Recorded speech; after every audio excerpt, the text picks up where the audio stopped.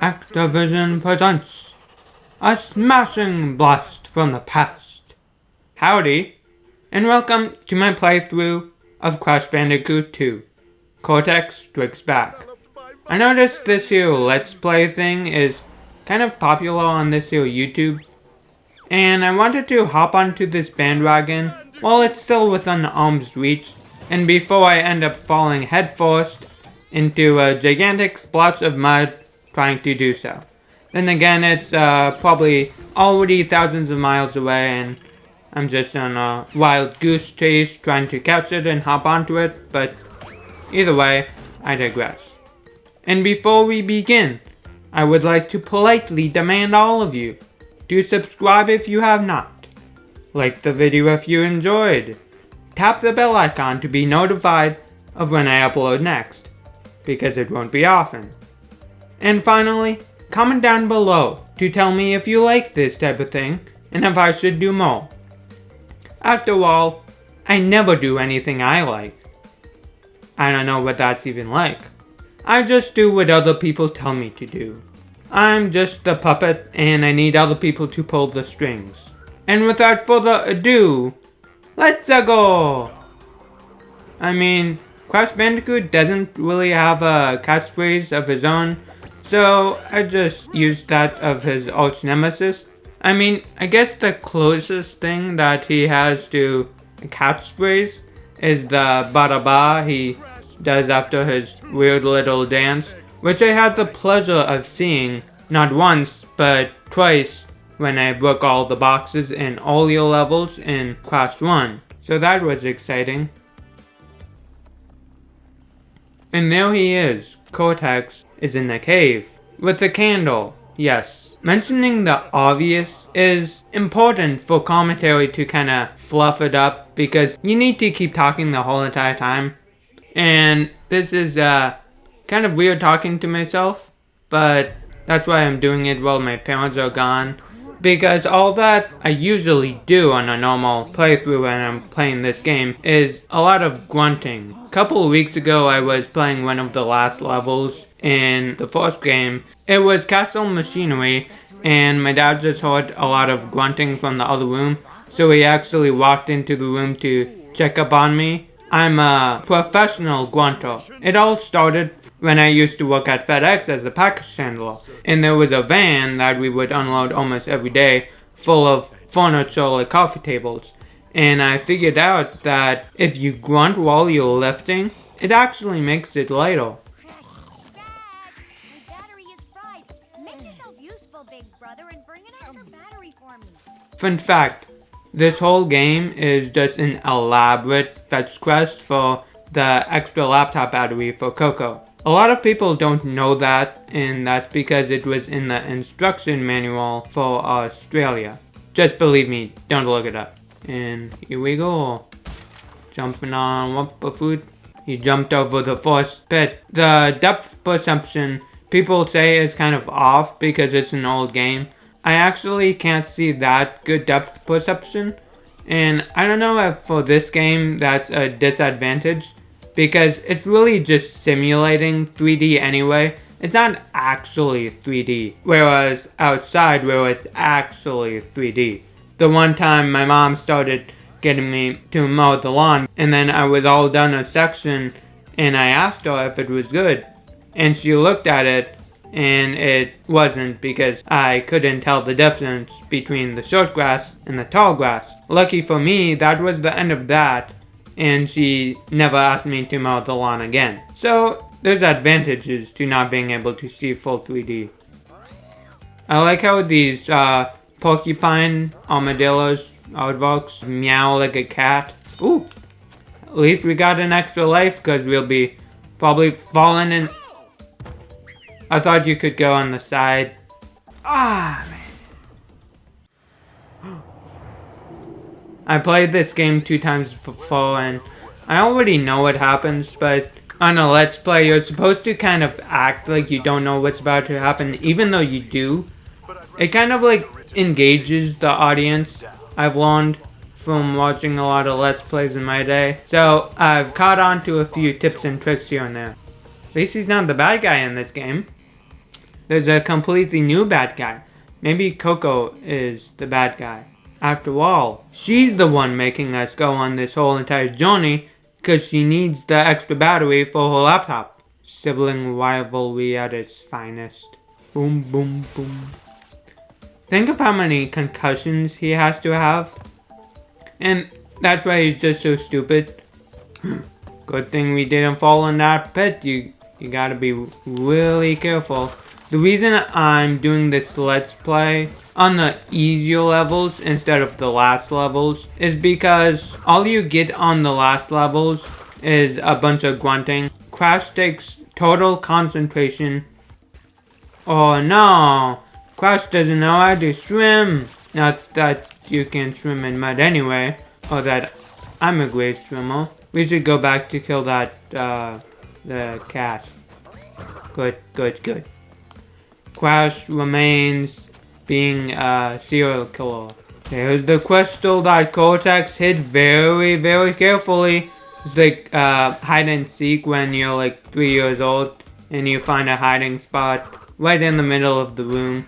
It's about like gratification. Like you wanna make them feel good. Like you don't wanna have them work too hard for it. It's just like participation trophies. How you literally just get a trophy for showing up. And just like that, we're done. We missed half the boxes. I'm glad that this game doesn't have that screen at the end where all the boxes you didn't smash crash down on your head. It kinda seems like a punishment for finishing the level. Unless it's supposed to be some kind of incentive for going back to collect the boxes you missed, but I don't know if it's just me. That doesn't really seem like too much of an incentive.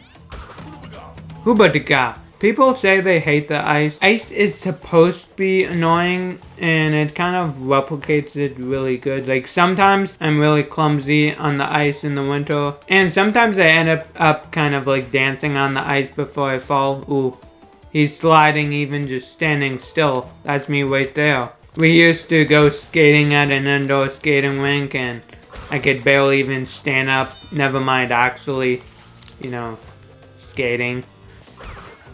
Oh, kill 2 walruses with 1 board. Stone. Bandicoot. He better double knot his shoes. I always double knot them. Because when I fall down a pit that's 10 feet deep, I don't want my shoes coming off. Ooh, they hid this stupid box back here, Donkey Kong style. The first time I played this, somehow I missed this crystal. Even though it was staring right in front of me. So I will give Cortex some credit. Weiter it is. Sounds kind of Germanish, maybe Greek. You know what they say, in one ear, out the other. Here we go. There's no way I can possibly do this while talking. But yet I did, because I am a genius. And there's that stupid fish. He looks like the one which lives like in the trenches with the light over his head because it's too dark. Let's see if I can. Man, I am just the best Crash player ever. I'm so great that that piranha plant didn't eat me. Oh, now we get the motorbike. Oh. Don't fall into the toilet. I like how the water looks. For some reason, every game developer, they really know how to make good looking water. Now he's playing with his yo-yo. That's enough playtime for now. Hippopotamuses.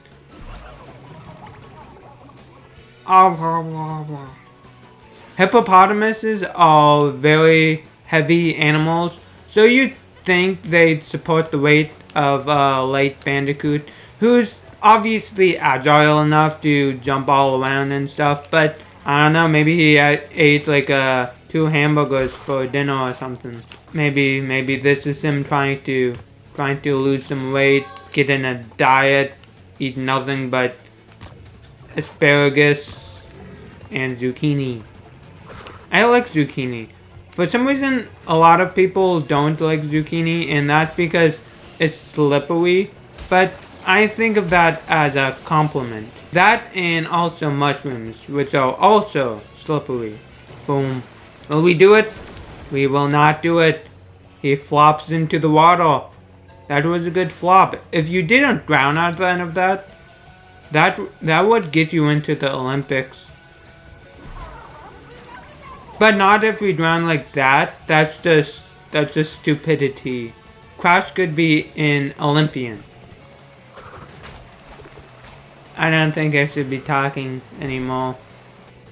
But at least we have 7 lives left, which is a lucky number. So we're absolutely completely guaranteed to win this time. We don't have to put forth any effort whatsoever. That's the power of lucky number 7 for you. I know I'm going to be eaten by that plant over there, so I'm just kind of smelling the roses beforehand, because I better enjoy my final moments before I get swallowed whole by the plant. Here we go, here we go. Ah! Too much pressure? I don't have any excuse for that. And here we go. Man, whoever thought just killing a plant and walking forward was so hard. Next up, the pits. Ooh, Crash, buddy. I think they're making fun of your stinky armpits. Maybe it's about time you start wearing deodorant.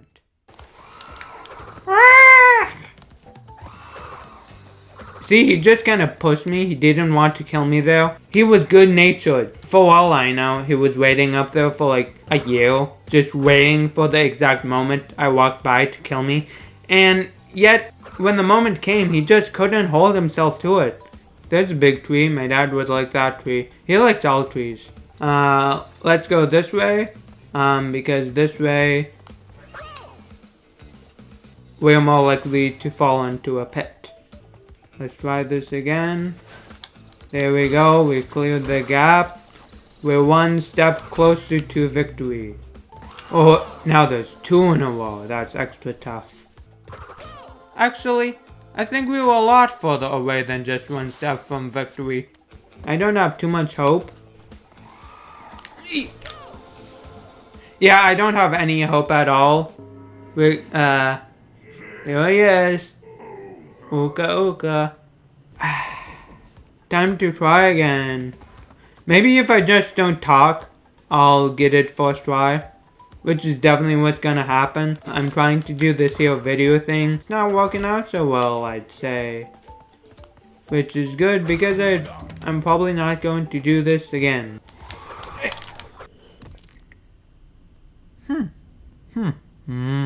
He has 2 faces. So he actually has eyes on the back of his head. Like my 2nd grade teacher would always say. Yep. Just hit random buttons and hope you make it out alive. Which is kind of like how I do in Super Smash Bros. When I played with my cousin. Just kinda mash the whole controller, hope you come out alive. Whoa! At least we were eating all this rumpa fruit to make up for the calories we were burning. And somehow I did the whole thing even though I was talking, which is quite the feat. So I am getting better at this, just like my mom said. Yay, we finally beat it. Big rumbling in the stomach can only mean one thing. There's a gem in there. Oh man, this better not be one of those boulder jobs. I think this is one of those boulder jobs. Yep, looking that way. Ooh boy. I always get stuck on those stupid landmines. And those pits. What?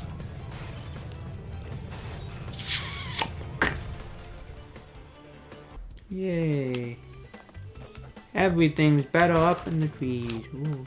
Another one of these counting jobs. Good thing, did good at math. At least counting to 5. I mean, my 2nd grade teacher, Thought I'd die. Yeah! Thought I did good. He got the extra life, so now because he's gonna die here, now it's gonna be even. Yep, I knew I was gonna die there, so that's why I got the extra life. See, it always pays to think ahead, and I'm all about thinking ahead and belly flopping into a bottomless pit. First try. Second, 17th try. But, same thing. Same thing. It doesn't matter how many tries it takes, as long as you get there eventually. Is, what my mom taught me. Always, never give up. Always give up. Sometimes give up. Finally made it to the boss. This guy. Looks like a puzzle. The way he's skimming that book is kind of like me skimming the textbooks in world studies in 9th and 10th grade, trying to get the answers. Sometimes they put the answers right in the caption of the paragraph, so I didn't have to read the whole thing. What I really hated is when they would put it like right in the middle of the paragraph, so I was forced to read the whole paragraph. I never really understood exactly why they did that. Probably to make me learn or something. And with that, we're done the first world finally. And I'd like to sincerely thank all of you. All 473, 528 of you for watching. And until next time. Which there probably won't be a next time. Ciao.